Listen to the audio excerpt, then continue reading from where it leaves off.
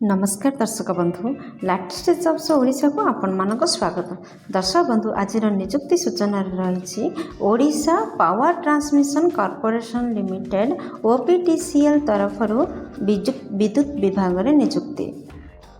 दर्शक बंधु आपन जदि +2 टीए करछंती ताहाले एहाको आवेदन करें। सुपरभाइजर एंड असिस्टेंट पोस्ट पर विभिन्न पदवी प्रकाश पाई। मासिक 25,000 टका दरमा जदि निजुक्ति नबाक चाहते ताहले भिडियोटी सह लास्ट पर्यंत जोड़ी दिंतु। Odisha power transmission corporation limited तरफ यही जॉब नोटिफिकेशन टी प्रकाश पाई। दर्शक बंधु आपण मैंने जदि यह अप्लाई करने चाहते ताहले ईमेल माध्यम अप्लाई करें। कैश सुपरभाइजर एवं कैश असिस्टेंट पदवी पर निजुक्ति प्रकाश पाई। दर्शक बंधु आपण मैंने जब यही निजुक्ति नाक चाहते ताहले आपण मानकर कौन इलिजिबिलिटी क्राइटेरिया रहिबो, शिक्षागत योग्यता कौन रहिबो, बयस सीमा कौन रहिबो, दरमा केते मिलबो, सिलेक्शन प्रोसेस किपर रहिबो, प्लेस ऑफ पोस्टिंग केते रहिबो, टोटल पोस्ट केते, इंपोर्टेंट डेट कौन रही, इंपोर्टेंट नोट कौन रही, इंपोर्टेंट डॉक्यूमेंट कौन कौन आवश्यक हो आपण मान जदि आपको ईमेल जरिए आवेदन करछंती ए सब यार नोटिफिकेशन तो चलंतु देखे नबा। दर्शक बंधु बर्तमान नहीं आसी ओडिशा गवर्नमेंट एक जॉब पोर्टल साइट को आपण मैंने जब यही साइट पहुँचवाक चाहते पेज रे ताहले आपण देखुवा वीडियो तले डिस्क्रिप्शन बॉक्स फास्ट लिंक रे क्लिक करंतु। आपण मैंने पेज रे पहुँच पारे। ऑर्गेनाइजेशन नेम होची Odisha power transmission corporation limited OPTCL तरफ विज्ञप्ति प्रकाश पाई। टाइप ऑफ जॉब आपन को रेगुलर बेसिस रे जॉब टी मिलिबो। जॉब कैटेगरी रे रहउची ओडिशा सरकारी नियुक्ति। क्यों पोस्ट में विज्ञप्ति प्रकाश पाई देखो case supervisor and case assistant पदवी पर आपंकर विज्ञप्ति प्रकाश पाई। एप्लिकेशन मोड आपंकर ईमेल माध्यम ईमेल आईडी देखो क्यों आईडी रे आपण मानक ईमेल करने पड़ो देखो cr@optcl.co.in यही एड्रेस रे ईमेल करंतु। यही आईडी रे ईमेल करंतु। क्यों मैंने ये पदवी पर अप्लाई करें देखो आम ओडिशार समस्त कैंडिडेट सबु जिले आसवा कैंडिडेट आवेदन करें। प्लेस ऑफ पोस्टिंग आम ओडिशा रे रहिबो। लास्ट डेट यार 7 दिन मध्य आपण माने ईमेल करंतु एवं नियुक्ति नियंतु। दर्शक बंधु देखि नियंतु जे यही पदवी पर आपनकर कौन शिक्षागत योग्यता रहा आवश्यक। आपण मानकर शिक्षागत योग्यता जदि आपण माने कैरियर सुपरभाइजर पदवी पर आवेदन करने चाहते ताहले जेकोसी विभाग में +3 टीए करथिबा आवश्यक। माने साइंस आर्ट्स कॉमर्स जो स्ट्रीम होइथिले मध्ये +3 टीए करथिबा आवश्यक एवं यह सहित वर्क एक्सपीरियंस रहिथिबा आवश्यक। ताहले आपण माने केस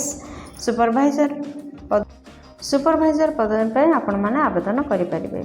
दर्शक बंधु जदि आपण माने असिस्टेंट पदवी पर आवेदन करने चाहते ताहले आपण माने +2 टीए करथिबा सहित वर्क एक्सपीरियंस थिबा आवश्यक। दर्शक बंधु ये पृष्ठ देखी जे एज लिमिट कौन रही आपण मैंने जदि साधारण वर्ग बिलंग करते आपणकर सर्वनिम्न बयस 18 वर्ष एवं सर्वाधिक बयस 40 वर्ष रही। यह व्यतीत एज रिलैक्सेशन रही गवर्नमेंट रूल अनुसार। जदि आपण मैंने ओबीसी स्टूडेंट होते ताहले 3 वर्ष एज रिलैक्सेशन रही जहाँफल आपण मैंने 43 वर्ष पर्यटन फॉर्म अप्लाई करेंगे। जदि आपण मैंने एसटी एससी पीडब्ल्यूडी कि एक्स सर्विसमैन होते ताहले 5 वर्ष एज रिलैक्सेशन रही जहाँफल आपण मैंने 45 वर्ष पर्यटन फॉर्म अप्लाई करेंगे।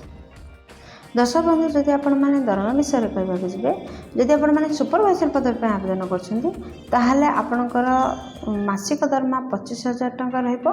जदि आपण मैंने असिस्टेंट पदवी पर आवेदन करबा चाहते ताहले आपणकर मासिक दरमा 1500 टका रहिबो। दर्शक बंधु ये पृष्ठ देखते जो सिलेक्शन प्रोसेस किपर रोचे एथिपाई आपणकर कौनसी भी एग्जाम हेनी मेरिट बेसिस रे आपण माने सिलेक्शन हेबे इंटरव्यू रहबो एवं आपणकर तापर डॉक्यूमेंट वेरिफिकेशन रहबो। दर्शक बंधु ये पृष्ठ देखि नियंतु जे एप्लिकेशन फी कौन रही general EWS OBC PWD ST SC transgender कौन भी प्रार्थी किसी भी एप्लिकेशन फी मेंशन करा जाय नहीं।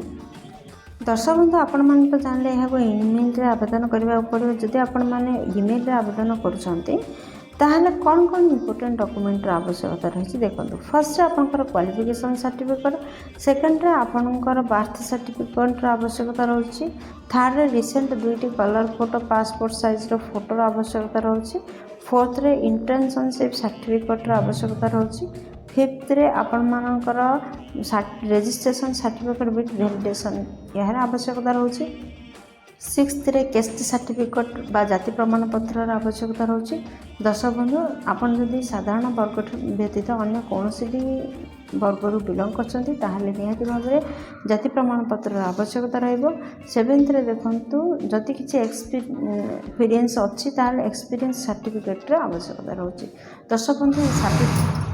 दर्शक बंधु ये 7टी डॉक्यूमेंट को रेडी करंतु एवं यहाँ को ईमेल जोगे आवेदन करंतु OPTCL supervisor and assistant recruitment 2024 important date कौन रही देखो दर्शक बंधु यार अप्लाई डेट ऑलरेडी स्टार्ट हो सारा आपण मैंने चाहिए एवं भी अप्लाई करेंगे अप्लाई लास्ट डेट 7 दिन मध्य रोचे OPTCL रिक्रुटमेंट 2024 को आपण मानकर इंपोर्टेंट नोट कौन रही देखो दर्शक बंधु आपण मैंने जिते आप्लिकेसन फिलअप कर किसी भी डिले न रखती एवं रंग इनफॉरमेशन न दिखती से चेष्टा करेंगे नचेत अथॉरिटी द्वारा आपणकर आप्लिकेसन रिजेक्ट होबार व्यवस्था रही एवं यार निर्धारित समय पूर्व आपणकर दरखास्त जपरी अथॉरिटी पाखे पहुँची जाए तार मध्य व्यवस्था करूँ how to apply OPTCL recruitment 2024 दर्शक बंधु आपण मैंने फास्ट विजिट करते यार ऑफिशियल वेबसाइट एवं ऑफिशियल नोटिफिकेशन को देखूँ दर्शक बंधु आपण मैंने कही रखी जे आपण मैंने जितेबाला यहाँ अप्लाई करेंगे आपड़ देखुवा वीडियो तले डिस्क्रिप्शन बॉक्स रे समस्त लिंक प्रोवाइड कर दि जाए जॉब रिलेटेड समस्त लिंक उपलब्ध रही आप चाहिए सेठार अप्लाई करेंगे आपन को तो ईमेल आईडी दि जाए आप चाहिए अप्लाई करेंगे एवं जहाँ अदर नोटिफिकेशन देखा कथा आपण मैंने डिस्क्रिप्शन बॉक्स रे लिंक उपलब्ध अच्छे तार साहाय्य नहीं पारे बंधु आशा कर वीडियो आपंकर बहुत उपकार लगे जब किसी भी उपकार कर वीडियो गोटे लाइक कर दिंतु सांग मान सहित यथेष परिमाण शेयर करूँ जदि चैनल नुआ चैनल को सब्सक्राइब कर बेल बटन प्रेस कर आल सेट करूँ कहीं प्रतिदिन प्रकाश पाउथुवा नुआ नुआ सरकारी नियुक्ति सूचना विषय में आपण मैंने प्रथमे खबर पाइपर दर्शक बंधु भिडियोटी को एपर्यंत देखिथिबार आपण मानक अशेष धन्यवाद पुणी देखा लाटेस्ट जॉब्स ओडिशार नुआ एक फ्रेश अध्याय नुआ एक नियुक्ति सूचना सहित से पर्यंत जय जगन्नाथ।